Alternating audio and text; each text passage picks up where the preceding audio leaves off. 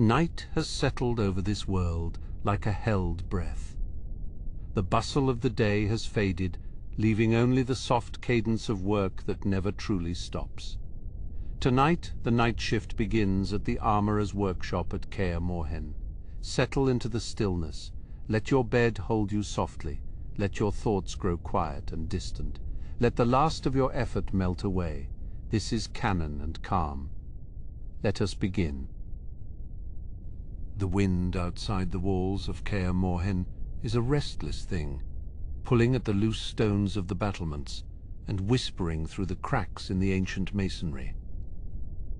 Down here, in the heart of the keep, the air is thick with the scent of charcoal and the metallic tang of cooling iron.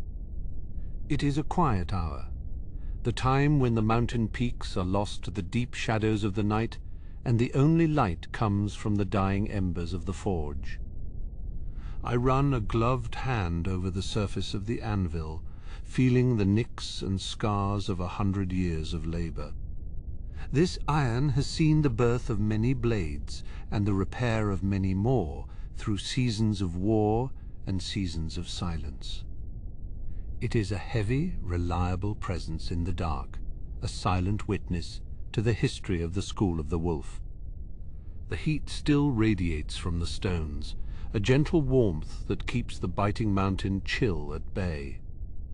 There is a particular sound to a hammer hitting steel, a clear, ringing note that hangs in the air long after the strike is finished.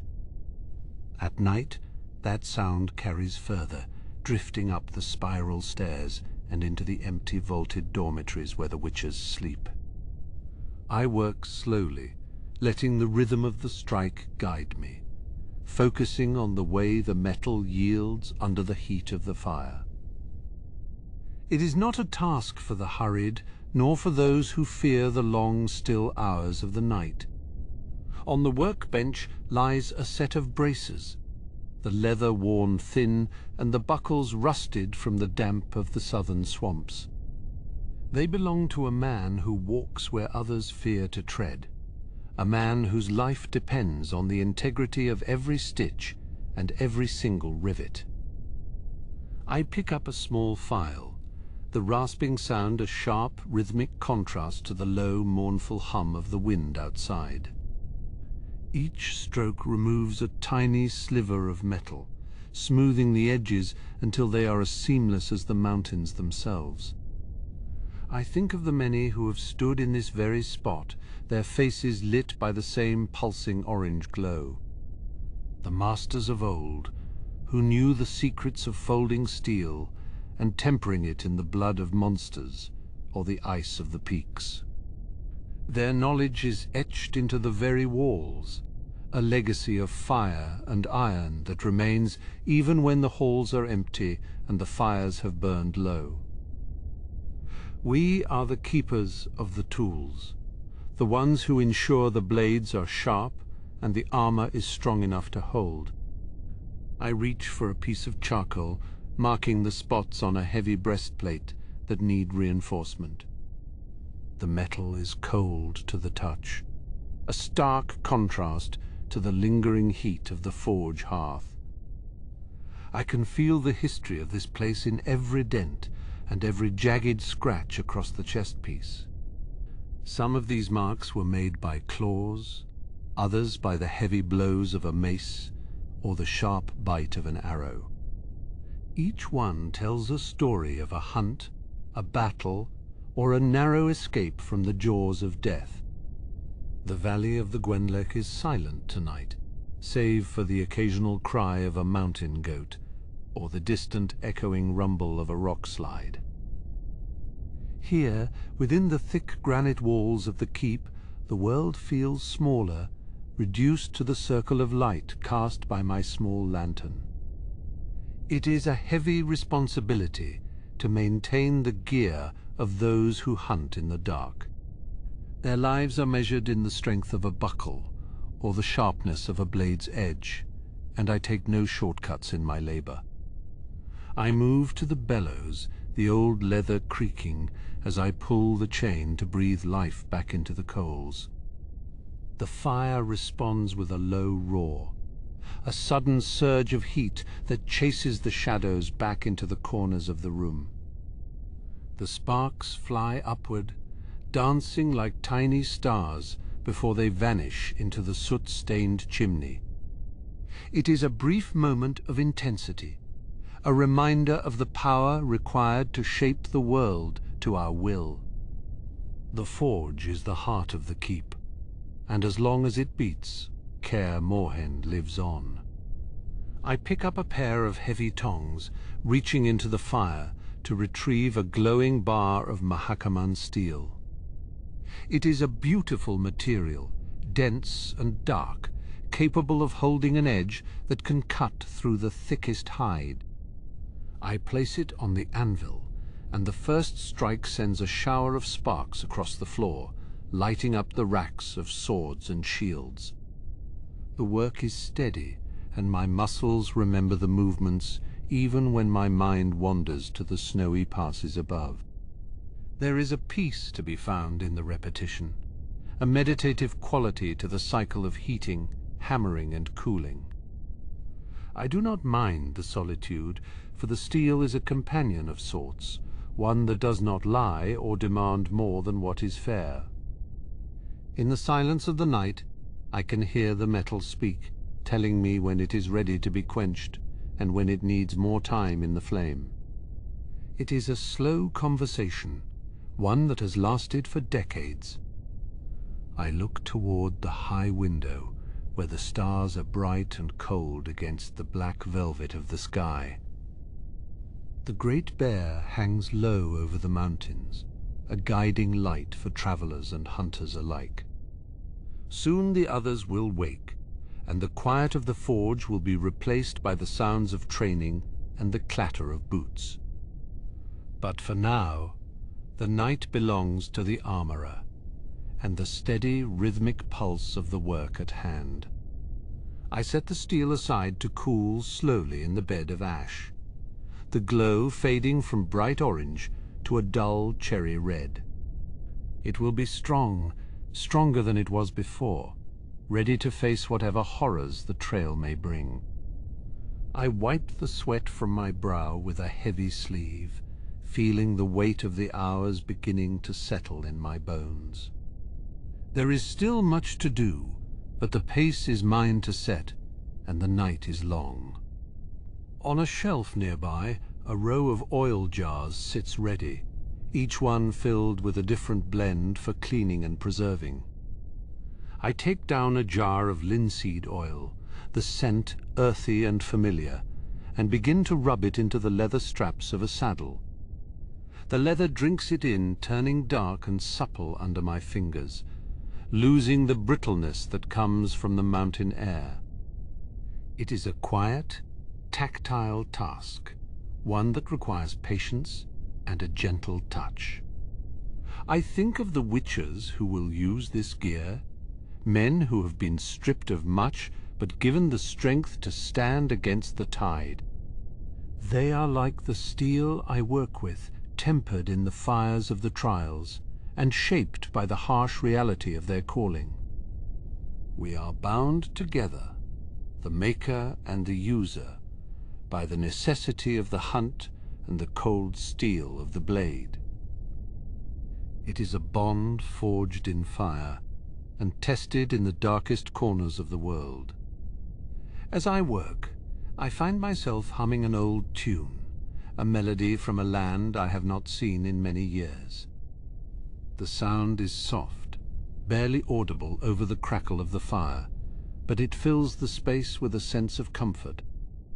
The shadows on the wall seem to dance to the rhythm, shifting and swaying as the lantern light flickers in the draught.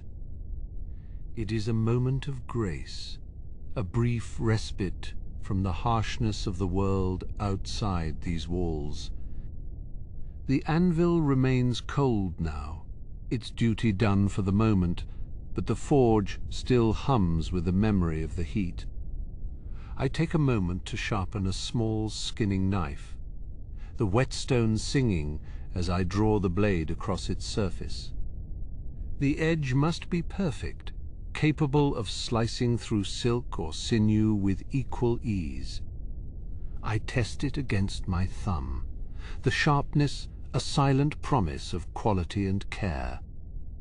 I look around the armory, seeing the ghosts of the past in the dusty corners and the empty armor stands. Once this place was filled with the clamor of dozens of workers, the air thick with the smoke of multiple fires. Now it is mostly just me keeping the tradition alive in the quiet of the mountain. It is a lonely path, perhaps, but there is a certain dignity in being the one who stays, the one who remembers how the old things were made. I gather my tools, placing them back in their proper order on the rack, each one in its designated spot. Order is important in a place like this, where a misplaced hammer or a blunt file can slow the work when it is needed most. The forge is a temple of sorts, and I am its silent priest, tending to the flames and the iron with a devotion that needs no words. The night shift is a time of reflection, and I have found much to consider in the shadows. I walk to the large wooden doors, checking the heavy iron bolt to ensure the keep is secure against the night. The wood is thick and scarred, reinforced with bands of steel that have turned back many a foe. Outside, the world is vast and unforgiving, but inside, there is the warmth of the fire and the certainty of the work. I turn back to the forge, the last of the embers casting a faint red glow over the room. As the first hint of grey begins to touch the horizon over the peaks, I turn my attention to the heavier work that awaits in the main hall, preparing the grindstones for the day to come. The grindstone is a heavy, circular beast, carved from the grey granite of the surrounding peaks. It turns with a low, rhythmic groan, a sound that echoes through the hollow spaces of the lower hall. I apply the blade of a silver sword, the metal whispering against the stone as sparks fly in short, dying arcs. This is not the bright, aggressive shower of steel, but a softer, more muted display. Silver is a finicky mistress, requiring a gentler hand and a more patient heart. I feel the vibration of the stone through my palms, a deep, resonant hum that settles in my bones. The water from the overhead drip falls in a steady, metered sequence, cooling the edge before it can lose its temper. 1 drop, 2 drops, 3, falling like the slow heartbeat of the mountain itself. The scent of wet stone and cold metal fills my lungs, a clean, sharp aroma that cuts through the lingering smoke of the forge. It is a smell I have come to associate with the deepest hours of the night, when the world is reduced to the span of my reach. I move my hands with a deliberate, sweeping motion, ensuring the curve of the blade receives an even treatment. This silver is old, reclaimed from a broken relic found in the ruins of the lower bastions. It carries the marks of a dozen sharpenings, each one a testament to a hunt long since passed into legend. I wonder about the witcher who first held it, whose hands gripped this hilt as they faced the terrors of the dark. Now it is just metal in my hands, a tool in need of a keen edge. As the stone turns, I think of the ores that lie beneath us, deep within the roots of the Blue Mountains. There are veins of dark iron and pockets of meteorite silver that have never seen the light of a sun. We are merely borrowing these things from the earth, shaping them for a brief time before they inevitably return to the dust. The work is temporary, but the skill required to perform it is a bridge across the centuries. I pull the blade away, wiping the slurry of stone and water from the surface with a piece of coarse linen. I inspect the edge by the light of a single flickering tallow candle. The reflection is a thin, shimmering line, perfect and unbroken from the crossguard to the tip. It is a good blade, honest and reliable. I set it aside on a rack of cured leather, where it will wait for the final polishing.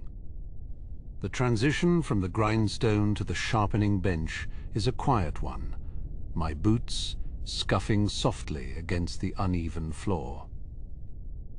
The stones of Kaer Morhen are worn smooth in places, polished by the passage of countless feet over hundreds of years. In the corner of the hall, a pile of discarded chainmail links catches the dim light. They look like the scales of some metallic serpent shed in the heat of the day's labor. I take a moment to sit on my low wooden stool, letting my shoulders drop as I listen to the silence of the keep. It is never truly silent, of course. There is the wind, always the wind, whistling through the high battlements and moaning in the chimney flues. It sounds like a choir of ghosts, singing a song that has no words. I reach for a small jar of goose fat, used to treat the leather straps of a heavy breastplate. The grease is thick and yellow, smelling faintly of the kitchen and the hunt. I work it into the hide with my thumbs, the leather softening and darkening under my touch. This hide came from a forktail harvested in the valleys to the south.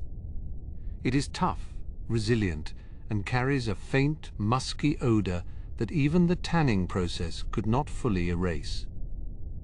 It feels like scales under my skin, a reminder of the things that lurk in the high places. Every stitch I make is a prayer for the wearer's safety.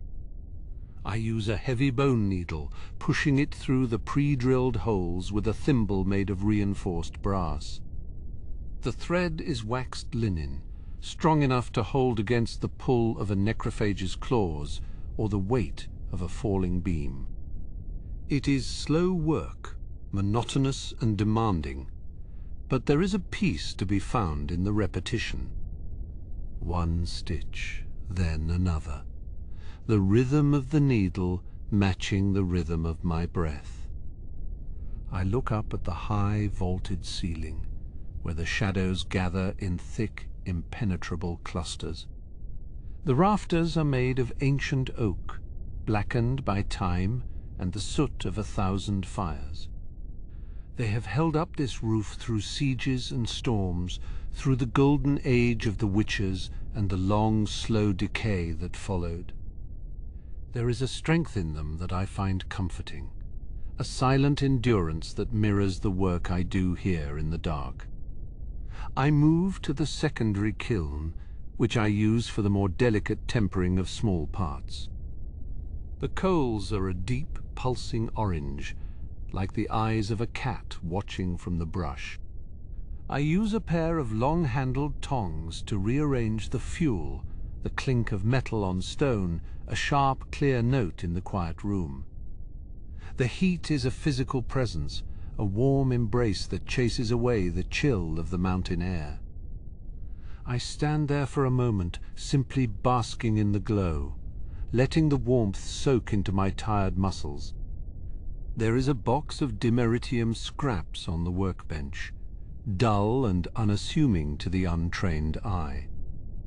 But I can feel the faint, irritating tingle it produces in the air, a subtle vibration that sets my teeth on edge.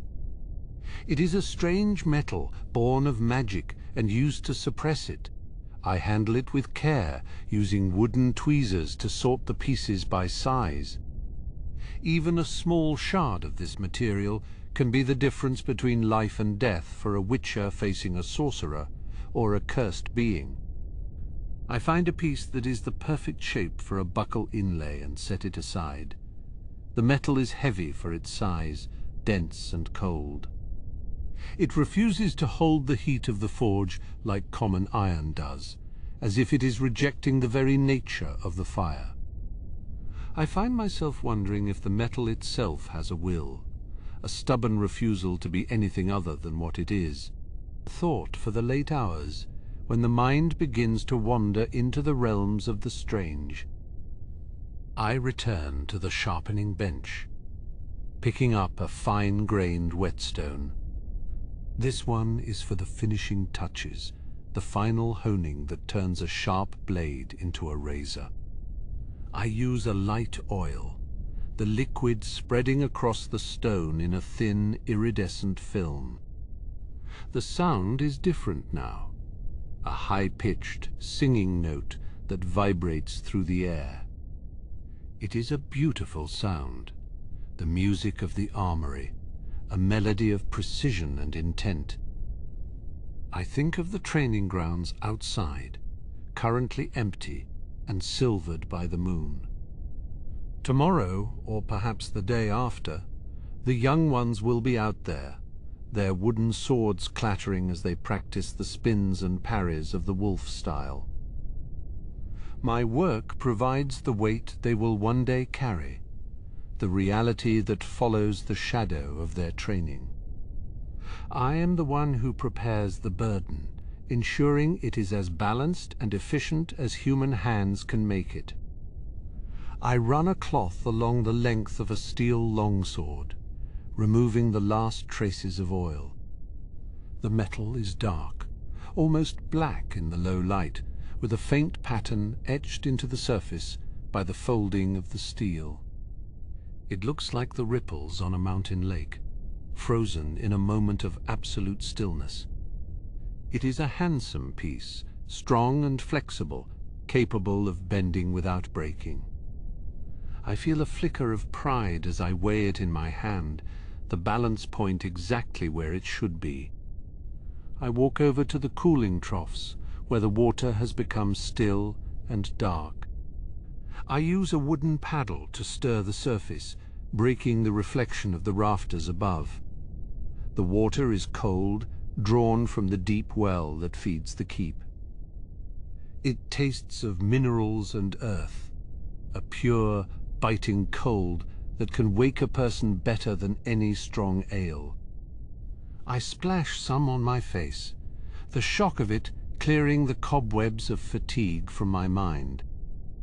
I look at the clock on the wall, a heavy brass contraption with gears that click with a mechanical certainty.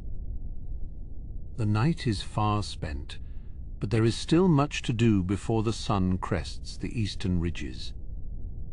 I move to the storage bins, where the raw materials are kept in organized piles. There is charcoal, bellows leather, bundles of willow switches for the baskets, and jars of various salts used in the smelting process. I take a moment to reorganize a shelf of small tools, the files and punches that I use for the fine engraving work. They are my most prized possessions, some handed down through 3 generations of armorers. The handles are worn smooth, shaped by the hands of men who knew the secrets of the forge long before I was born. I feel their presence in the room, a silent lineage of craftsmen who understood the importance of a well-made tool. As I work, the shadows begin to shift, the first hint of the coming dawn beginning to bleed into the high windows. The deep blue of the night is turning to a pale, ghostly violet, and the stars are fading one by one. The transition is subtle, a slow unfolding of light that changes the character of the room. The heavy pillars of the armory seem less imposing now, their rough-hewn surfaces revealed in the growing clarity of the morning. I gather a handful of small copper rivets, their polished surfaces catching the new light like tiny fallen suns. There is a satisfaction in seeing the day begin, knowing that the work of the night has been completed with care and precision. I prepare the leather for the final assembly of a pair of reinforced gauntlets, the thick material resisting my efforts with a stubborn strength. It is a fitting end to the shift, a final challenge to be met before the rest of the keep begins to stir, as I prepare the heavy shears for the thickest hides of the morning. The heavy shears, cold and solid in my grip, bite into the thick neck hide of a wyvern. It is stubborn material, cured with salts and oils that leave a bitter metallic tang on the air. Each cut requires a steady, deliberate pressure, the blades grinding against the tough fibers with a sound like a low, rhythmic growl. I follow the chalk lines I marked earlier, my hand moving with the practiced ease of 20 years spent at this bench. The leather is dark, almost obsidian in the dim light, and it holds a faint, musky scent of the mountains and old magic. I set the shears aside, the metal clattering softly against the stone. I run my thumb along the freshly cut edge, feeling for any irregularities or snags that might chafe against a wearer's skin. A witcher's life is hard enough without his own gear turning against him in the heat of a contract. This piece will become the collar of a master-crafted tunic, reinforced to deflect the claws of a drowner or the stray blade of a bandit. I can feel the strength in the grain, a silent promise of protection that I have spent the last 4 hours coaxing from the raw hide. I move toward the large grindstone in the corner, its massive circular frame carved from the local granite. I kick the treadle, and the stone begins to spin, a low, resonant hum vibrating through the soles of my boots. I pour a trickle of water from a ceramic jug onto the spinning surface, watching the liquid spread into a thin, shimmering film. The air here is colder, the dampness from the stone drawing the heat from my skin.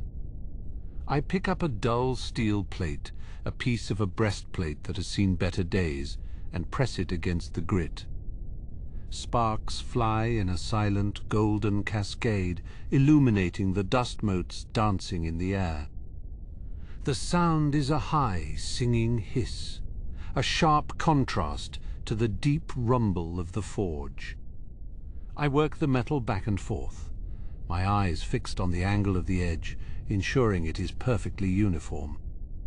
There is a meditative quality to this work, a repetition that allows the mind to drift while the body remains anchored in the task. I think of the men who have worn this armor, the battles it has survived, and the stories etched into every dent and scratch. I pause to check the edge, the steel now bright and reflective where it was once pitted and grey. It is coming along, but it needs more time on the finer stone to truly shine.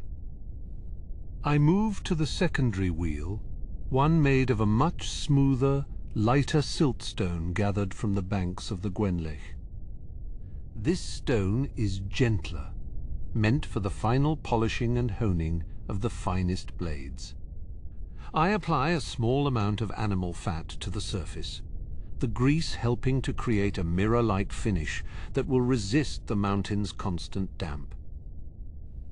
Outside, the wind begins to pick up, a low moan echoing through the high battlements of the keep. It is a lonely sound, one that speaks of the vast, empty wilderness that surrounds us.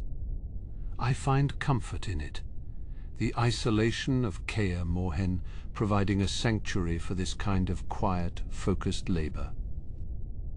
In the cities, the noise of the world is a constant intrusion, but here there is only the wind, the water, and the ring of steel. I take a deep breath, the air tasting of pine needles and the coming snow. I return to the workbench to gather a handful of silver wire, thin and delicate as a spider's silk.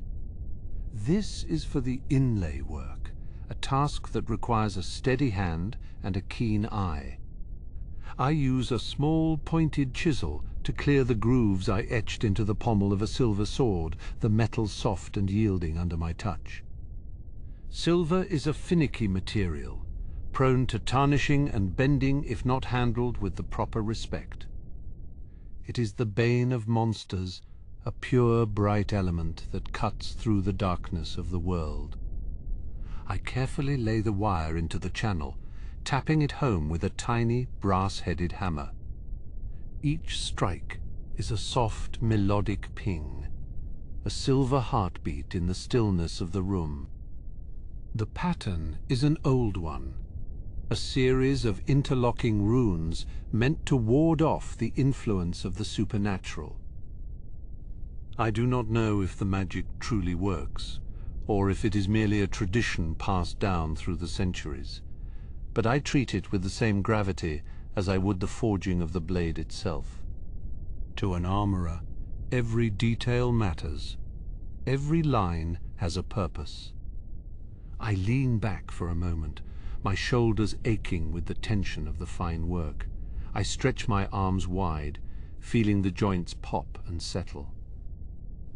The pale light of the morning is growing stronger now, casting long, distorted shadows across the floor.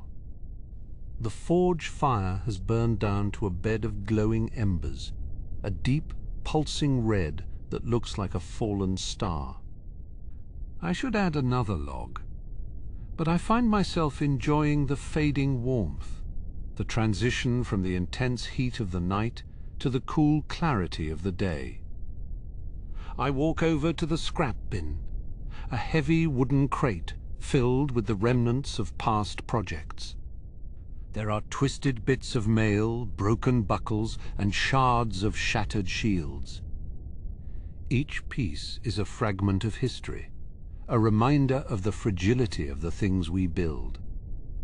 I pick up a small, rusted buckle, its surface pitted by years of exposure to the elements.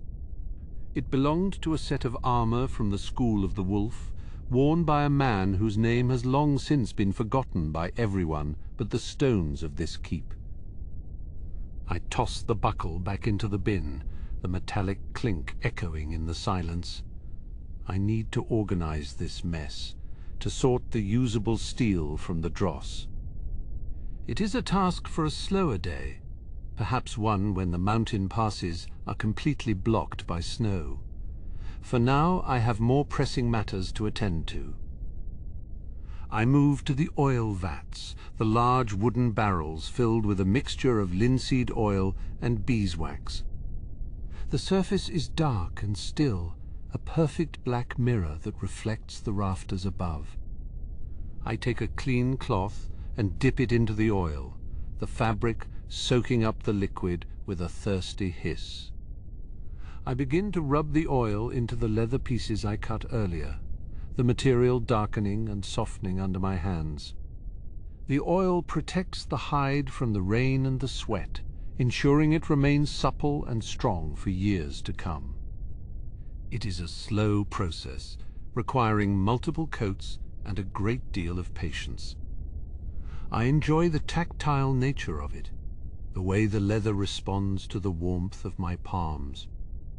I think about the witches who will soon be waking in the chambers above. They are men of few words, their lives defined by the monsters they hunt and the scars they carry. They do not often thank me for my work, but I see the way they look at their gear, the way they trust their lives to the strength of the straps and the sharpness of the blades. That is enough for me. My work is my contribution to their survival, my silent participation in their dangerous trade. I move to the window, the narrow slit offering a view of the valley below. The mist is clinging to the trees, a thick white blanket that obscures the river and the mountain paths. It looks like a world of ghosts, a realm of shadows and secrets. I watch as a single hawk circles high above, its wings catching the first rays of the sun. It is a beautiful, lonely sight, a reminder of the scale of the world and our small, quiet place within it. I turn back to the room. The interior, now fully illuminated by the soft grey light of the morning. The armory looks different in the day, less mysterious and more functional. The tools are just tools, the metal is just metal, but I know better. I know the secrets hidden in the folds of the steel and the strength woven into the leather. I know the hours of labor and the years of experience that have gone into every piece of equipment in this room. I pick up a heavy leather apron and hang it on a peg by the door, the weight of it a familiar comfort. My shift is nearly over, but the work never truly ends. There will always be more blades to sharpen, more armor to mend, and more secrets to uncover in the heart of the mountain. I take one last look around the room, ensuring everything is in its proper place. The forge is quiet, the grindstone is still, and the air is filled with the peaceful silence of a job well done. I walk toward the stairs, my boots thudding softly on the stone floor. I can hear the first sounds of the keep waking up, the distant clatter of a kitchen pot and the low murmur of voices. The night has passed, and a new day is beginning. I feel a sense of satisfaction, a quiet pride in the work I have accomplished during the long, dark hours. I climb the stairs, the cool air of the hallway, a refreshing change from the heat of the armory, as I pass the heavy oak doors leading to the great hall. The stone under my boots feels different here, colder, more ancient, as I move away from the great hall and toward the narrow, winding stairs of the northern wing. The scent of stale incense and old wax lingers in the air, a remnant of a time when this hall was filled with more than just ghosts and memories, and the silence here is heavier, pressed down by the weight of the mountain itself. I climb the spiral steps, my hand trailing along the damp, rough-hewn walls, feeling the grit of centuries-old mortar beneath my fingertips. Each step is a measured effort, a slow ascent into the higher reaches of the keep, where the air grows thin and the wind begins to howl through the narrow arrow slits. I reach the upper landing, where the shadows are long and the light of my lantern casts flickering, dancing shapes against the vaulted ceiling. This part of Kaer Morhen is rarely visited by the others, a place of quiet decay and forgotten corners, but it is here that the fortress speaks most clearly of its past. I walk toward the heavy, iron-bound door that leads to the battlements, the hinges groaning in a low, metallic protest as I push it open. The night air rushes in to meet me, sharp and biting, carrying the scent of pine needles and distant snow, and for a moment I simply stand there, breathing in the cold, clear darkness of the blue mountains. Out on the ramparts, the world feels vast and indifferent, a sea of jagged peaks and deep shadowed valleys stretching out under a canopy of cold, distant stars. The wind whips at my cloak, tugging at the fabric with invisible fingers, but I move with practiced ease along the uneven stone path. I'm here to check the integrity of the western wall, where the winter storms have been particularly harsh this year, scouring the stone and prying at the loose masonry. I stop by a stack of weathered timber and heavy stones, the materials for a repair that never seems to be finished, and I run my hand over the rough surface of the wood, feeling the grain and the knots. Nearby, a row of training dummies stands like a line of silent sentinels, their straw-stuffed bodies hacked and scarred by years of relentless practice. I pause to inspect one, a tattered figure with a wooden shield strapped to its arm, its head tilted at a weary angle, as if it too is tired of the endless struggle. I tighten a loose cord, my fingers working the coarse hemp with a steady, rhythmic motion, ensuring the padding stays in place for tomorrow's drills. It is a small task, a mundane detail in the grand scheme of things, but in a place like this, it is the small things that hold the world together. I move further along the wall, my lantern swinging gently at my side, casting a warm amber glow over the crumbling battlements. I can see where the stone has fractured, deep fissures running through the granite like veins of frozen water, and I make a mental note of the areas that will need the most attention when the thaw finally comes. The fortress is a living thing, in its own slow geological way, constantly shifting and settling, resisting the inevitable pull of the earth. I find a certain peace in this struggle, a sense of purpose in the quiet act of maintenance, of keeping the darkness and the decay at bay for just one more day. I reach the old watchtower, its roof partially collapsed, leaving it open to the sky and the elements, and I step inside, the floorboards creaking softly under my weight. In the corner, a rusted signal bell hangs from a rotted beam, its iron tongue silent and still, a relic of a time when the keep was a bustling hive of activity. I touch the rim of the bell, the cold metal vibrating slightly under my touch, and I imagine the sound it must have made, a clear, ringing tone that echoed across the valley to warn of approaching danger. Now there is only the wind whistling through the gaps in the stone, a lonely, haunting melody that never truly ends. I find a small wooden bench near the arrow slit, and sit for a moment, letting the stillness of the tower wash over me, while the mountain peaks glow faintly in the starlight. My breath fogs in the air, a white, ephemeral mist that vanishes as quickly as it appears, a reminder of the fleeting nature of life in this ancient, enduring place. I think about the generations of armorers who have sat in this very spot, looking out over the same mountains, feeling the same cold wind against their skin. We are all just passing through, temporary caretakers of a legacy that began long before us, and will likely continue long after we are gone. I stand and move to a small alcove where a rack of heavy crossbows is stored, their wooden stocks dark with age, and their iron mechanisms coated in a thin layer of protective grease. I pick one up, the weight of it familiar and grounding, and I check the tension of the string, the thick cord humming softly as I pluck it with my thumb. It is in good repair, ready to be used if the need should ever arise, though I hope it remains silent and still on its rack for many years to come. I wipe a smudge of dust from the trigger guard, my movements slow and deliberate, a quiet ritual of care and respect for the tools of the trade. Leaving the tower, I walk back along the ramparts, the wind having died down to a gentle whisper that stirs the hair at my temples.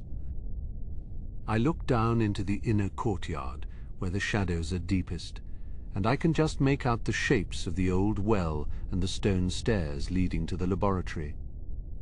The keep feels like a giant sleeping beast, its breath the wind, its bones the stone, and I am merely a small parasite crawling across its skin, tending to its wounds. It is a humbling thought, one that puts my own worries and fatigues into perspective, and I feel a renewed sense of calm as I continue my rounds. I stop at a pile of discarded shields, their surfaces pitted and worn, the painted emblems of the wolf school faded almost to nothingness. I pick one up, the wood light and brittle in my hands, and I wonder about the man who once carried it, the battles he fought, and the monsters he faced. Was he brave, or was he simply doing what had to be done, driven by a sense of duty and a lack of other options? I set the shield back down, leaning it carefully against the wall, a silent tribute to a forgotten warrior whose story has been swallowed by the mists of time. I move toward the northern watchtower, where the scaffolding still stands against the outer wall, a skeletal structure of wood and rope that looks fragile against the massive stone blocks. I climbed the first few levels, the boards flexing slightly under my boots, and I check the knots and the lashings, ensuring the structure is secure for the next day's work. The height doesn't bother me. I have spent too many years climbing these walls to be afraid of a fall, and there is a certain thrill in being up so high, suspended between the earth and the sky. From here, I can see the Gwendlek River, a silver ribbon winding its way through the dark forest below, its surface shimmering in the moonlight. I descend the scaffolding and make my way back toward the main keep, my lantern light flickering low as the oil begins to run dry. The air is getting even colder now, the kind of deep, penetrating chill that settles in your bones and refuses to leave, and I find myself looking forward to the warmth of the lower levels. I pass the old armory entrance, but I do not go back inside, choosing instead to follow the outer corridor that leads toward the secondary workshops. These rooms are smaller, more intimate, and they hold the specialized tools and materials that I only use for the most delicate of repairs. I enter the small tower chamber, the air inside still and dry, smelling of old parchment and linseed oil, and I set my lantern down on a heavy oak desk. The desk is covered in old diagrams and blueprints, the ink faded to a pale brown, showing the intricate designs of silver swords and reinforced plate armor. These are the secrets of the craft passed down through the centuries, and I spend a few moments just looking at them, marveling at the precision and the artistry of the men who came before me. I trace the line of a blade with my finger, feeling the phantom edge of the steel, a connection across time to the masters of the forge. In the corner of the room, a small shelf holds jars of various oils and greases, each one labeled in a cramped, scholarly hand that I can barely read. I select a jar of thick yellow-rendered fat and a clean rag, and I begin to work it into the leather straps of a pair of gauntlets that have been sitting on the workbench. The leather is dry and thirsty, soaking up the oil with a soft, satisfying hiss, and I watch as the color deepens and the texture becomes supple once again. It is a quiet, meditative task, the kind of work that allows the mind to wander and the body to rest, even as it remains busy. I think about the silver that I will need to refine tomorrow, the impurities that must be burned away in the heat of the forge until only the pure, gleaming metal remains. It is a process of transformation, of taking something raw and unformed and shaping it into something of beauty and utility, and it never fails to fascinate me. The fire, the hammer, the anvil, these are the elements of my world, the tools with which I carve out a small space of order in a chaotic and dangerous land. I feel a sense of pride in my work, a quiet satisfaction in knowing that I am part of a long and honorable tradition. The candle on the desk flickers and dies, leaving me in the soft grey light of the approaching dawn, and I realize that my shift is finally coming to an end. I pack away my tools, placing each one in its proper place with a sense of finality, and I take one last look around the small chamber. The diagrams are still there, the oils are still there, and the mountains are still there, waiting for the sun to rise and the world to begin anew. I feel tired, a deep, heavy exhaustion that pulls at my limbs, but it is a good kind of tired, the weariness of a man who has done his work and done it well. I leave the tower chamber and head back down the spiral stairs, my boots thudding softly on the stone, the sound echoing in the quiet morning air. The keep is still mostly asleep, the only sounds the distant crow of a rooster and the low, rhythmic breathing of the mountain, and I feel like a ghost moving through a world of shadows. I pass the great hall once again, the heavy doors closed and silent, and I make my way toward the lower cellars where the supplies are kept. The air here is damp and cool, smelling of earth and stone, and I find comfort in the darkness and the stillness of the underground. I reach the heavy iron ring of the cellar door, my hand closing around the cold metal, and I pause for a moment, listening to the silence of the keep. The night has been long, and the work has been steady, and I feel a sense of peace that only comes from a job well done in a place that you love. I pull the door open, the hinges creaking in a low, welcoming tone, and I step into the darkness of the cellar, ready to begin the final tasks of my shift before the rest of the world wakes up. The stone walls close in around me, a familiar embrace that shields me from the wind and the cold, and I move deeper into the heart of the mountain, guided by the memory of the paths I have walked 1,000 times before. The air in the lower cellars is different from the rest of the keep, heavy with the scent of brine and the sharp, metallic tang of cold iron. I move my lantern slowly, the light catching on the damp walls, revealing the frost that clings to the deep cracks in the ancient stone. Here the heat of the forge is a distant memory, replaced by the eternal chill of the mountain's heart.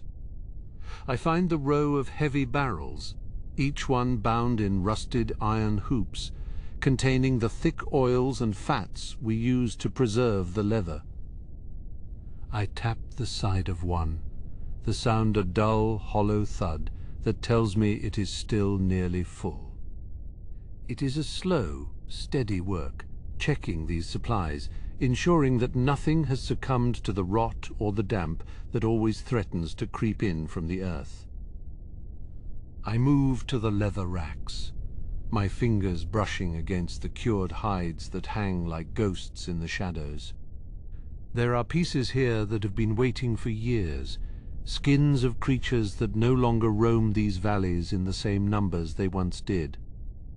The texture is rough, scaled in places, and smooth as silk in others, a testament to the variety of the world beyond these walls.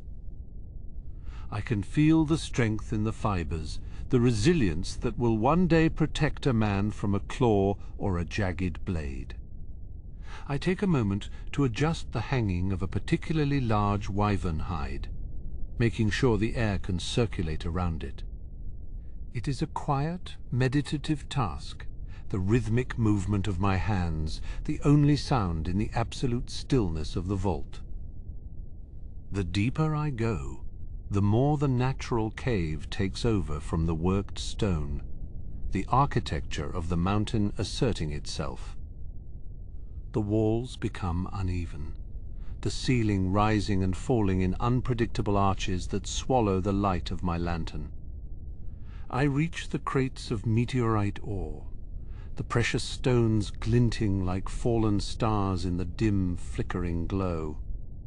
Each piece is heavy, surprisingly so for its small size, and cold to the touch, as if it still holds the void of space. I count them one by one, my voice a low whisper that barely carries beyond my own ears in the dark. 1, 2, 3, 4. The tally matches the ledger in my mind perfectly. These are the treasures of the school, the materials that make a witcher's blade more than just a piece of sharp steel.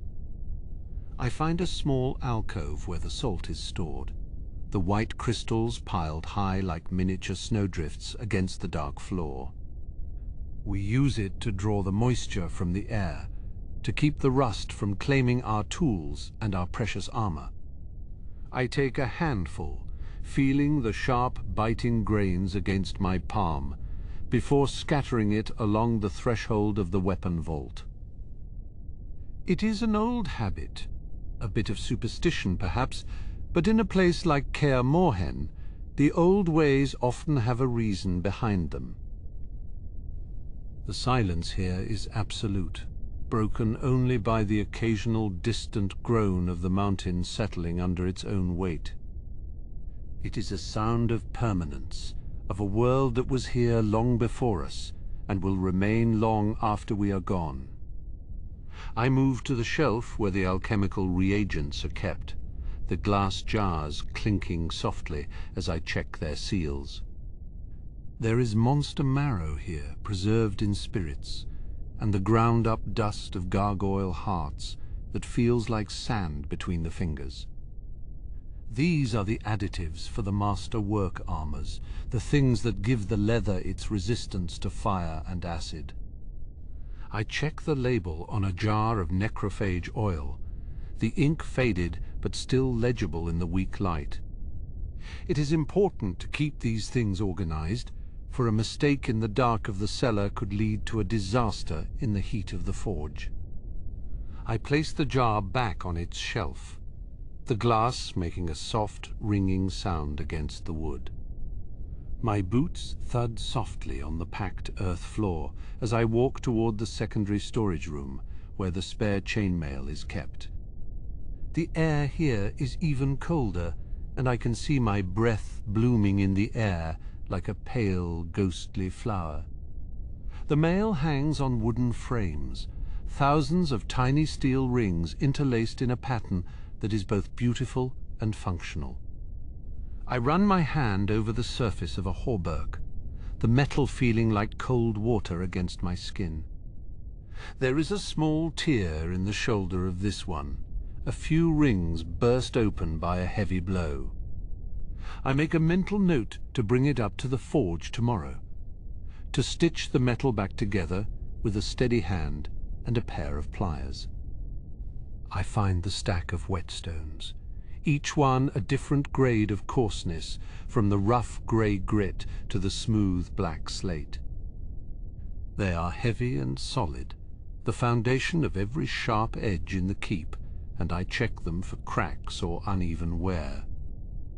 A good blade is only as good as the stone that sharpened it, and we cannot afford to be careless with our tools. I pick up a small, hand-sized stone, feeling its weight and the familiar texture of its surface. It is a comforting weight, a reminder of the hours spent at the grinding wheel, the sparks flying and the steel singing. I set it back down, the stone clicking against its neighbors in the quiet dark. In the corner of the room there is a pile of old, discarded shields, their wooden faces scarred by claws and blackened by fire. They tell a story of battles long past, of defenses held and lives saved by a few inches of reinforced oak. I touch the jagged mark of a fiend's claw on one, the wood splintered and deep, a reminder of the power we are up against. Even here, in the safety of the cellar, the reality of the Witcher's life is never far away. We build these things to be broken, to take the hits so that the men inside them do not have to. It is a sobering thought, one that adds a certain gravity to every stitch and every rivet I place. I move to the back of the cellar, where the air is still and the shadows are longest, to check the stores of charcoal. The bins are full, the black chunks dusty and dry, ready to be fed into the hungry maw of the forge. I take a piece and crush it between my fingers, the black soot staining my skin and highlighting the lines of my palm. It is the fuel of our craft, the source of the heat that allows us to bend the world to our will. I wipe my hand on my apron, the dark smudge a mark of my trade that I wear with a quiet pride. The work is dirty, and it is hard, but it is necessary, and there is a peace to be found in its simplicity. I find a crate of old buckles and fasteners, hundreds of small brass and iron pieces that jingle like coins when I move them. Some are plain, meant for the common gear, while others are embossed with the wolf's head, the symbol of our school. I pick one up. The metal cool and smooth, the detail of the wolf's snarl still sharp after all these years. It is a small thing, but it represents the identity of this place, the bond that ties all of us together. I drop it back into the crate, the sound a bright metallic splash in the heavy silence of the room.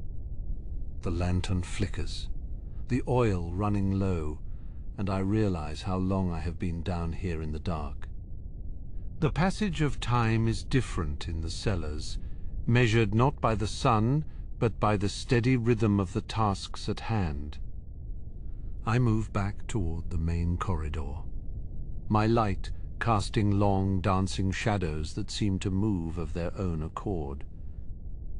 I pass the racks of spears, their tips shrouded in oiled cloth to prevent the rust from taking hold. They stand like a forest of thin trees, waiting for the day they will be called into service once again. I reach out and steady one that has leaned too far, the wood smooth and solid under my touch. I stop by the large stone basin that catches the water dripping from the ceiling, the surface of the water perfectly still. I watch as a single drop falls, the ripples spreading outward in perfect concentric circles until they touch the edges and vanish.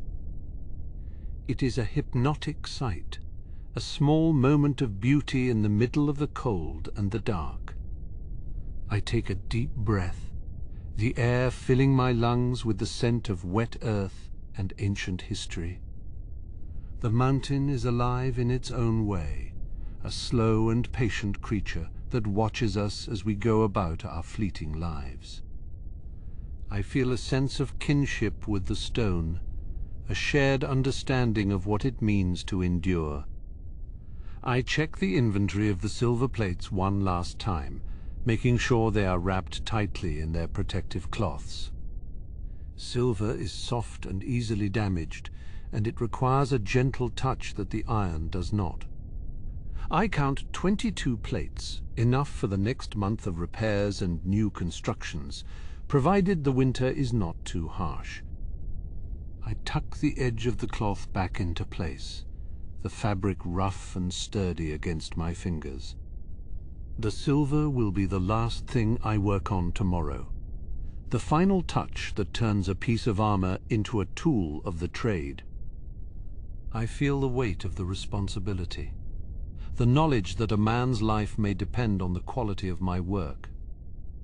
I begin the long walk back toward the cellar door, the light of my lantern growing dimmer with every step I take. The shadows seem to press in closer now, but they are not threatening. They are familiar, like old friends who know my secrets. I pass the crates and the barrels, the leather and the steel, all of it waiting in the dark for the touch of the master's hand. I feel a sense of satisfaction, a quiet knowing that everything is in its place and the keep is well supplied for the days ahead. The work of the night shift is nearly done, and the transition to the morning is beginning to feel real. I reach the heavy iron ring of the exit door, my hand closing around the cold metal, but I do not pull it open just yet. I stand there for a moment in the near darkness, listening to the silence of the keep and the low, rhythmic breathing of the mountain. It is a peaceful moment, a chance to reflect on the work and the world that surrounds me. The night has been long, and the tasks have been many, but I feel a deep, heavy sense of accomplishment. I turn my attention now to the heavy iron-bound chests at the very back of the vault, where the oldest secrets of the armory are kept under lock and key. The iron key feels heavy and cold against my palm, its surface pitted with the marks of many decades. I slide it into the lock of the first chest, the mechanism yielding with a deep, resonant click that echoes through the hollow stone of the vault. As the lid rises, the scent of aged cedar and preserved vellum drifts upward, a dry, dusty perfume that speaks of centuries past. Inside, the scrolls are arranged with a precision that only a master of the craft could maintain, their edges yellowed by time, but their contents pristine. I lift one, feeling the crackle of the parchment between my fingers, and spread it across the nearby stone plinth. This is the blueprint for the feline armor, a design that favors the swift and the silent, those who move like shadows through the tall grass. The lines are delicate, drawn with a steady hand that understood the balance between protection and mobility, between the weight of the steel and the freedom of the limb. I trace the sketches of the reinforced leather, the way the studs are placed to deflect a blade without hindering a roll or a strike. It is a masterpiece of engineering, a relic of a school that valued the flicker of a blade over the crushing weight of a hammer. I roll it back up, the sound of the parchment like the rustle of dry leaves in an autumn wind. In the next compartment, the scrolls are thicker, the vellum heavier and more substantial under my touch. These are the diagrams for the Ursine gear, the heavy layered plates that can withstand the charge of a cyclops or the swipe of a mountain bear. The drawings show the intricate quilting of the under tunic, the thick wool and linen that must absorb the shock of a blow before it ever reaches the bone. I think of the witchers who have worn this, men who stood like rocks against the tide, their armor a fortress of leather and iron. There is a gravity to these designs, a sense of unyielding endurance that mirrors the very mountains surrounding Kaer Morhen. I move to the back of the chest, where the rarest of materials are kept, wrapped in velvet to protect them from the damp. Here lies a small ingot of meteorite ore, its surface shimmering with a strange iridescent light that seems to shift even in the dim glow of my lantern. It is heavier than it looks, a piece of the heavens that fell to the earth, forged in the fires of the void. When I tap it with my fingernail, it produces a clear, high-pitched ring that lingers in the air, a sound so pure it feels like it could cut through the silence of the vault. This metal is stubborn, difficult to work, but it holds an edge and a temper that no earthly iron can match. Beside the ore sits a small sealed jar containing dimeritium shavings, the metallic dust catching the light like tiny frozen sparks. Even through the thick glass, I can feel the subtle, unsettling hum of the metal, a vibration that makes the hair on my arms stand up. It is a material that resists the flow of magic, a silent guardian against the unseen forces of the world. I handle it with care, knowing that even a small amount can dampen the senses and cloud the mind of those who rely on the arcane. It is a reminder that the world is full of things we cannot see, forces that must be respected and contained. I reach for a piece of cured draconid leather, the texture rough and pebbled under my thumb, like the skin of a dormant beast. It is incredibly tough, resistant to flame and claw, yet it remains supple enough to be stitched into the joints of a gauntlet or a boot. I run my hand along the grain, feeling the strength of the fibers, the way they resist my pull with a quiet, stubborn tension. This leather was taken from a creature that once ruled the skies, and now it will serve to protect the one who brought it down. There is a cycle to this work, a transformation of the wild into the functional, the dangerous into the protective. I find a small box of silver rivets, each one polished to a mirror finish, reflecting the dancing flame of my lantern. They are small, almost delicate, but they are the anchors that hold the silver plates to their leather backing. I count them out, one by one, the soft clink of the metal, like the sound of coins falling into a purse. 12, 13, 14. I stop at 24, the exact number needed for a set of master-crafted braces. I place them in a small leather pouch, the weight of them comforting in my hand, a small preparation for the work that lies ahead. Deep in the corner of the chest, I discover an old notched whetstone, its surface worn smooth by years of use. It is a humble tool, but it has sharpened the blades of legends, its grit biting into the steel to reveal the edge beneath. I hold it for a moment, feeling the weight of the history it carries, the countless hours of patient labor it represents. A blade is only as good as the man who sharpens it, and this stone has seen more than its share of duty. I tuck it into my belt, a small tribute to the armorers who came before me, those who kept the fires burning when the nights were even colder than this. I begin to close the chest, the heavy lid descending with a slow, deliberate creak that sounds like a sigh of relief. The iron lock clicks back into place, sealing the secrets away for another night, another year, or perhaps another century. I stand there in the silence, the lantern light flickering against the stone walls, feeling the weight of the keep pressing down on me.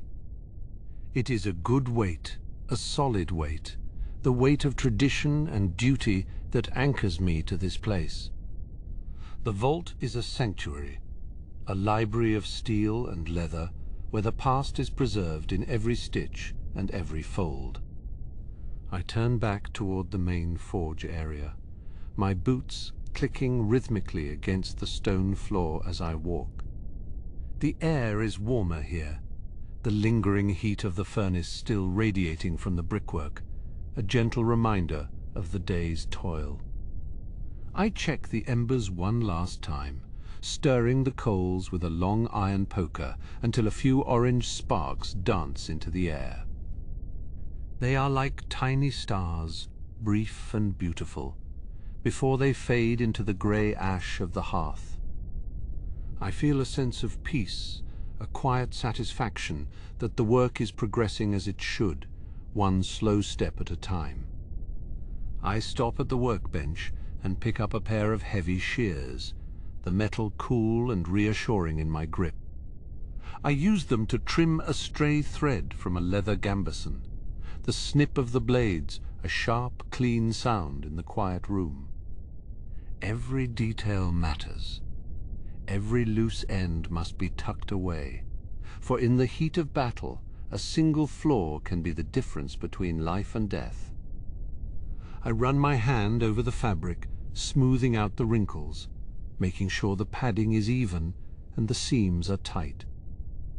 It is a slow, meditative process, a way of grounding myself in the physical world. I look out of the high, narrow window, where the moon is beginning to dip behind the jagged peaks of the Blue Mountains. The sky is a deep, velvety indigo, the stars fading as the first hint of pre-dawn grey begins to touch the horizon. The world outside is vast and cold, a wilderness of snow and stone that stretches on forever. But here, inside the walls of Kaer Morhen, there is order and purpose. I take a deep breath, the air smelling of charcoal and old iron, and I feel a profound sense of belonging. This is my place. These are my tools, and this is my craft. I reach for a small jar of oil and a soft cloth, beginning the ritual of cleaning my own tools before the shift truly ends. I wipe down the hammers, the tongs, and the anvils, the oil leaving a protective sheen that guards against the mountain's damp. It is a quiet, rhythmic task, the movement of my hand steady and sure as I work my way through the rack.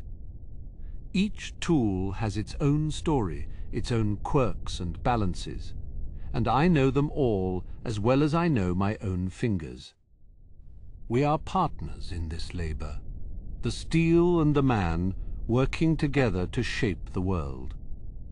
I pause to look at a half-finished breastplate hanging from a hook, the silver inlay catching the light and shimmering like a spiderweb in the dew. It is a beautiful piece, even in its incomplete state, a testament to the skill and patience required to work such materials. I can see the potential in it, the way it will eventually catch the sun on a clear morning, a beacon of strength and resilience. I look forward to finishing it, to seeing the way the light plays across the finished surface, but that is a task for another day. For now, it is enough to see it there, waiting in the shadows. I move to the water barrel and splash my face, the coldness of the mountain spring water shocking me back into full alertness. It is crisp and clean, tasting of the earth and the high glaciers, and it washes away the dust and the soot of the night's work. I dry my face with a rough linen towel, the fabric invigorating against my skin, and I feel a new surge of energy. The night may be ending, but the cycle of the keep never truly stops. It only shifts its focus, moving from the quiet preparation of the dark to the busy activity of the light. I take one last walk around the perimeter of the armory, checking the latches on the windows and the seals on the doors. Everything is secure, the keep holding its breath as it waits for the sun to crest the mountains. I hear the distant howl of a wolf, a lonely, haunting sound that echoes through the valley and reminds me of the wildness that surrounds us. It is a reminder of why we are here, why we build these walls and forge these blades. We are the shield against the dark, the fire against the cold, and our work is never truly done. I return to the center of the forge, standing by the anvil that has served this keep for generations. I lay my hand on its cool, dark surface, feeling the strength of the iron beneath my palm. It has felt the heat of 1,000 fires and the strike of 1,000,000 hammers, yet it remains unchanged, a solid foundation for everything we create. I feel a connection to all the armorers who have stood where I stand, who have felt the same exhaustion and the same pride. We are a lineage of makers, a chain of craftsmanship that stretches back into the mists of time. I pick up my lantern and blow out the flame, the smell of hot oil and charred wick lingering for a moment in the sudden darkness. The room is not truly dark, though. The pale light of the coming dawn is already beginning to filter through the windows, casting long, soft shadows across the floor. I stand there for a moment, letting my eyes adjust, listening to the silence of the keep. It is a heavy, peaceful silence, the silence of a job well done and a world at rest. I feel a deep sense of contentment, a quiet joy in the simple reality of my life. I begin the walk toward the living quarters, my footsteps soft on the stone stairs as I ascend from the depths of the armory. The air grows warmer as I move toward the inhabited parts of the castle, the scent of wood smoke and roasting meat beginning to replace the smell of the forge. I pass the heavy oak doors of the great hall, hearing the faint sound of someone stirring within, the early risers beginning their own daily routines. My shift is over, and the time for rest has finally come, but the transition is a slow and gentle one. I reach my small chamber and set the lantern on the table, the wood of the furniture familiar and welcoming under my touch. I sit on the edge of the bed and pull off my heavy boots, the relief of the weight leaving my feet a physical pleasure that makes me sigh.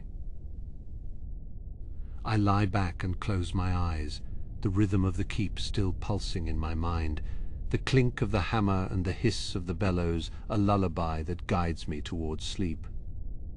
The mountain is quiet, the fire is low, and the steel is cold and waiting for the morning light to return. The moonlight, a pale silver thread, stitches across the floorboards of my chamber. It is a quiet light, far removed from the violent orange glare of the forge. Here the world is muted, softened by the thick stone walls of the keep. I can feel the mountain, a massive, silent presence, pressing against the foundation. It is as if the castle itself is breathing, a slow, deep inhalation of cold, alpine air. My hands, calloused and stained with the soot of a dozen blades, rest heavy upon the woolen blanket. There is a lingering heat in my palms, a ghost of the hammer's handle that refuses to fade. I flex my fingers, feeling the stiffness in the joints, a familiar ache that speaks of honest labor. The silence of the room is not empty, but filled with the echoes of the day's work. Every strike of the hammer, every hiss of the quenching vat, lingers in the marrow of my bones. Outside the narrow window, the blue mountains stand as jagged sentinels against the velvet sky. They are indifferent to the struggles of men and monsters alike, ancient giants wrapped in shrouds of perpetual snow. I watch the stars, those distant icy fires, as they wheel slowly above the peaks. They seem so much more permanent than the sparks I cast from the anvil. Those sparks live for a second, while the stars burn for an eternity, yet both are part of the same great fire. I think of the silver swords I polished tonight, their surfaces gleaming like mirrors in the candlelight. Silver is a fickle metal, soft and demanding, yet it is the only thing that can bite into the ethereal flesh of a wraith. It requires a gentle touch, a steady hand that understands the balance between strength and delicacy. To work silver is to work with moonlight itself, captured and hammered into a lethal edge. Then there is the steel, the dark, heavy heart of the witcher's trade. Meteoritic ore brought down from the heavens in a streak of fire, forged into blades that must never fail. I can still feel the weight of the last longsword I balanced, the way it moved in my hand like a living thing. It is more than just a tool. It is a promise of survival in a world that is often cruel and unforgiving. Down below in the great hall, the fire must be nothing more than a heap of glowing embers by now. I can almost hear the soft pop of a dying log, the final gasp of the flames before they surrender to the dark. The shadows there are long and deep, hiding the scars on the stone where ancient battles were fought. Kaer Morhen is a place of ghosts, of memories that refuse to be buried under the dust of time. I remember the stories Vesemir tells, his voice like the grinding of stones in a riverbed. He speaks of the days when the keep was full of life, when the courtyards echoed with the shouts of young apprentices. Now the silence is our constant companion, broken only by the wind and the occasional howl of a mountain cat. We are the last of a dying breed, the keepers of a flame that is slowly flickering out. Yet there is a strange peace in this solitude, a clarity that only comes when the world is asleep. In the dark, the distractions of the day fade away, leaving only the essential truths. The steel must be sharp, the armor must be strong, and the heart must be steady. These are the things that matter, the simple laws by which we live and die. I hear the distant, rhythmic creak of a shutter, somewhere in the lower levels, a steady beat that matches the pulsing in my ears. It is a reminder that the keep is never truly still, that it is always shifting, settling, and watching. The stones have seen so much, from the glory of the first witches to the tragedy of the assault. They hold the secrets of the trial of the grasses, the pain, and the triumph of those who survived. My mind wanders to the armor I repaired, the thick layers of leather and chainmail that protect the heart. Every rivet I hammered home was a prayer for safety, a silent wish that the wearer would return to this mountain once more. Armor is a second skin, a barrier against the claws and teeth of the nightmare creatures that roam the wilds. It must be flexible yet impenetrable, a masterpiece of engineering and grit. I can smell the faint scent of pine resin and old parchment drifting from the corner where my few belongings sit. It is a comforting smell, the smell of home, however rugged and lonely it may be. This chamber is my sanctuary, a place where the weight of the world can be set aside for a few brief hours. Here, I am not just the armorer of Kaer Morhen, but a man seeking rest. The wind picks up, a low moan that whistles through the arrow slits of the outer wall. It carries the scent of the coming winter, a sharp metallic tang that promises ice and hardship. Winter is a long, dark season in these mountains, a time when the world shrinks to the size of the hearth fire. We will huddle together, sharing stories and ale, while the snow piles high against the gates. I think of the horses in the stables, their warm breath huffing in the cold air as they dream of summer pastures. Roach and the others are as much a part of this place as we are, their loyalty bought with oats and a kind word. They carry the witches across the continent, through swamps and forests, never faltering in their duty. Theirs is a quiet, noble service, much like my own. The moonlight has shifted now, illuminating the worn hilt of a practiced sword leaning against the wall. It is a simple thing, made of wood and weighted with lead, yet it has been the starting point for so many. How many hands have gripped that hilt, feeling the first stirrings of a power they did not yet understand? It is a relic of the past, a silent witness to the training that happens in the mud of the courtyard. I feel the pull of sleep, a heavy velvet curtain beginning to fall across my thoughts. The images of the day become blurred, melting into a kaleidoscope of glowing metal and dancing shadows. The rhythm of the keep becomes my own, a slow, steady heartbeat that anchors me to the stone. I am part of this mountain, part of this history, a single link in a chain that must not break. In the darkness, the armor on the stands downstairs must look like hollow men, waiting for a soul to inhabit them.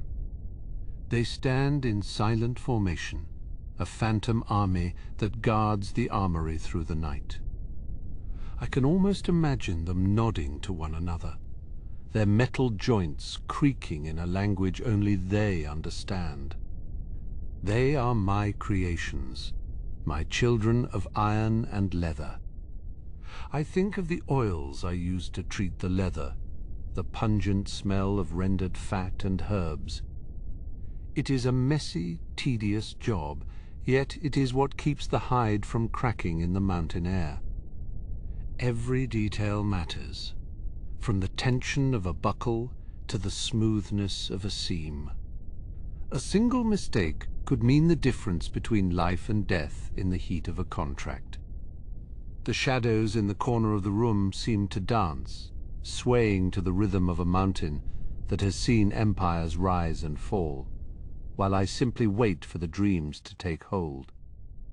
The last of the logs has finally crumbled into a pile of glowing orange jewels, casting long flickering fingers of light across the cold stone floor.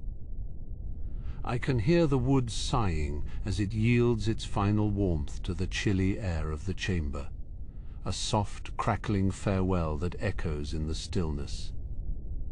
Outside, the wind has softened to a low rhythmic pulse, like the breathing of the mountain itself as it settles into the deep night.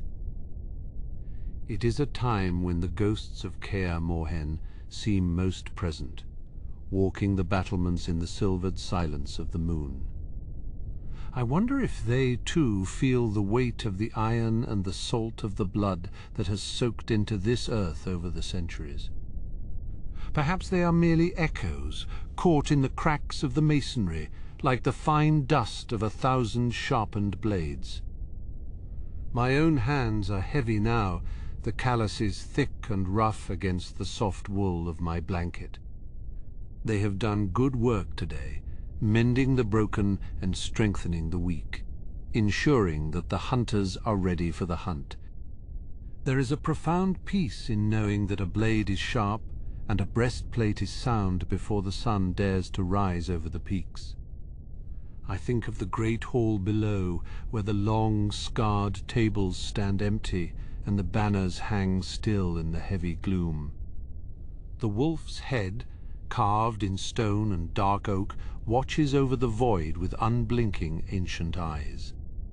It has seen the coming and going of many winters, each one leaving its mark upon the fortress like a scar on a veteran's skin. We are all just passing through these halls, brief sparks in the long, dark night of history, trying to keep the flame alive. The mountain remains indifferent and eternal, cradling our small, flickering lives in its massive granite embrace. I can almost feel the frost beginning to lace the window panes, a delicate, crystalline pattern that marks the boundary between my world and the wild. The wolves will be hunting in the valley tonight, their voices rising in a mournful chorus that carries for leagues across the snow. They do not fear the cold, for they are the cold, just as the witches are the silver and the steel that guards the gate. I find myself drifting, the boundaries of the room dissolving into the vast starlit sky that stretches over the peaks. The stars are like sparks from a cosmic forge, scattered across the velvet blackness by a master hand I will never know. I am small, a single grain of sand on a vast dark beach, yet I am here, and I have found my purpose in the heat of the forge. The rhythm of my heart slows, matching the deep tectonic pulse of the earth, far beneath my heavy feet. Sleep is no longer a distant shore, but a tide that is rising to meet me, warm and inevitable and kind. I surrender to it, letting the shadows fold around me like a well-worn cloak that has seen many journeys. The tools are silent now. The fire is dim, and the keep is finally at rest under the watchful eye of the moon. I remember the way the silver blade looked as I polished it this evening, reflecting the firelight like a captured star. It was a beautiful thing, lean and hungry, a tool of necessity in a world that often lacks mercy. I hope it serves him well, that it finds its mark when the darkness presses in too close for comfort. There is a weight to that responsibility, a quiet burden that I carry with every hammer blow and every stitch of leather. But tonight, that burden is set aside, replaced by the soft weight of the firs and the promise of a dreamless sleep. The scent of lavender and old parchment lingers in the air, a small comfort in a place built for war and hardship. I close my eyes, and the image of the forge fire remains burned into my vision, a small bright point of light in the gathering dark. The mountain whispers a final lullaby, a low rumble of stone shifting and wind sighing through the high passes. Tomorrow will bring its own challenges, its own heat and smoke, and the never-ending demands of the trade. There will be more armor to patch, more swords to balance, and more stories to hear from those who return from the path. But for now, there is only the quiet, the deep, healing silence of the mountainside in the dead of winter. The path continues in the morning, stretching out into the mist and the unknown.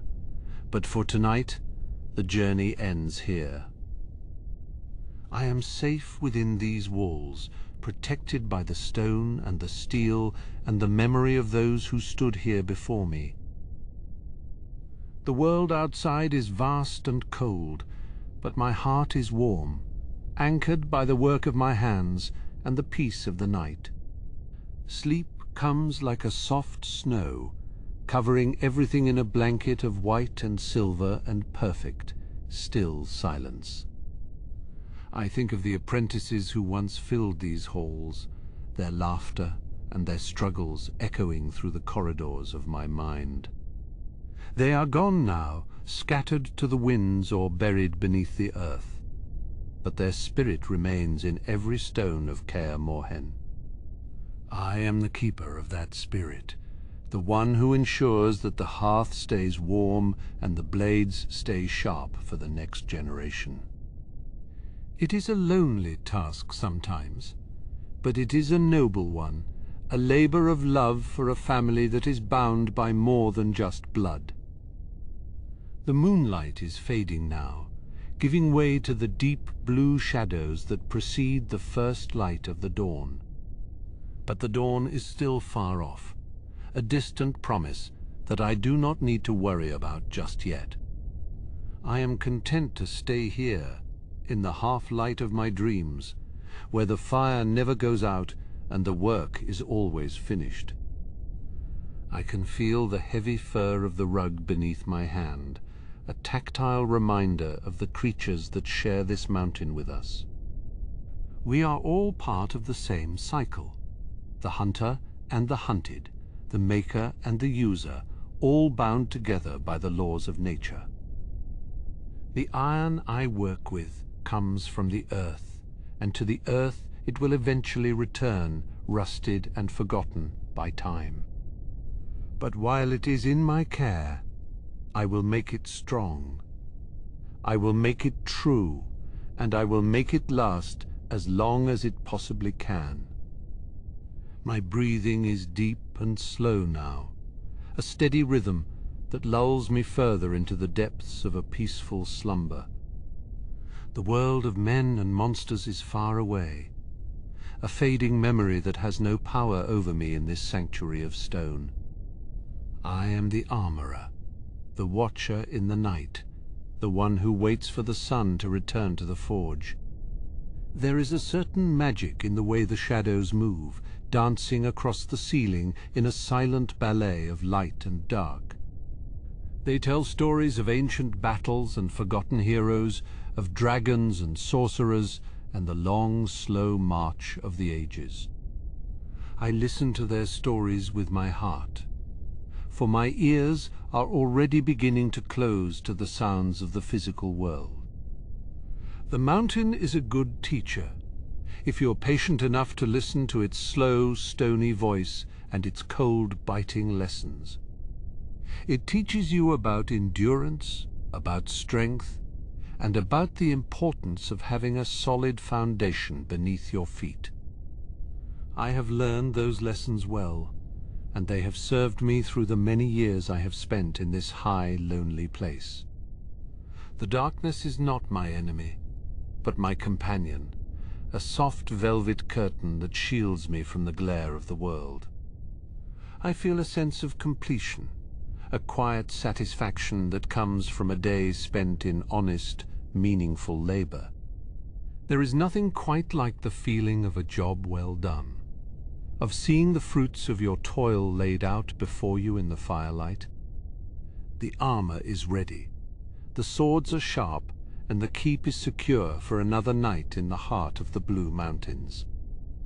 I can rest easy now, knowing that I have done my part to keep the darkness at bay for just a little while longer. The dreams are waiting for me, a vast, unexplored landscape where anything is possible and the forge is always hot. I step into that landscape with a light heart, leaving the physical world behind as I drift into the infinite. The stars are my guides, the moon is my lantern, and the mountain is my home, forever and always. As the last spark of the fire dies out, the room is plunged into a deep, velvety blackness that feels as thick as water. I am not afraid, for I know every inch of this chamber, every crack in the wall and every creak in the floorboards. This is my place, my sanctuary, the one spot in the world where I truly belong and where I am truly at peace. The cold is a gentle touch now, a cooling hand on a fevered brow, drawing me down into the quietest parts of my soul. I am the armorer of Kaer Morhen, and my work for the day is finished, leaving only the silence of the night. The path will be there tomorrow, winding its way through the forests and the swamps, waiting for the witches to return. And I will be here, ready to greet them with a warm hearth and a sharp blade, just as I have always been. Good night to the mountain, good night to the forge, and good night to the brave souls who walk the lonely path. Thank you for spending this evening with me. Until next time, on Canon and Calm, sleep well.